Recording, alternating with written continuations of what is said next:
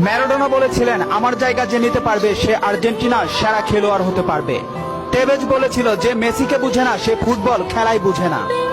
ব্রাজিলের পেলে বলেছিল, মেসিকে কখনোই খারাপ খেলতে দেখিনি, সে সবসময় একই ধারে খেলে আসছে।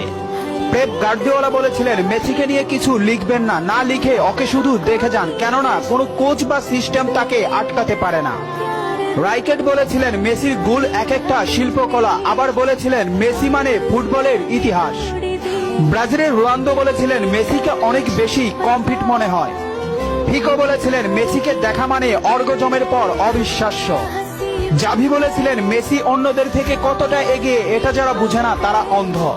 ইনিয়েস্তা বলেছিলেন, মেসি যা পারে অন্যরা তা পারে না, বার্সেলোনা আর কখনোই আরেকটা মেসি পাবে না। ব্রাজিলের রোনালদিনহো বলেছিলেন, আমি একবার বিশ্ব সেরা হয়েছিলাম, কিন্তু তখনও বার্সার সেরা প্লেয়ার হতে পারিনি, কারণ তখন বার্সাতে ছিল মেসি। অরিফ বলেছিলেন, মেসিকে দেখলে সব সময় সতর্ক থাকতে হয়। ইব্রাহিমোভিচ বলেছিলেন, মেসির বাঁ পায় যথেষ্ট, ডান পায়ের কোনো প্রয়োজনই নেই। খুলিদ বলেছিলেন, মেসিকে দেখতে পাচ্ছি বলে আমরা ভাগ্যবান, কারণ মেসি ফুটবলের সৌন্দর্য। রোমারিও বলেছেন, ও নিউটন আইনস্টাইনের মতো প্রতিনিয়ত নিজেকে ছাপিয়ে যাচ্ছে।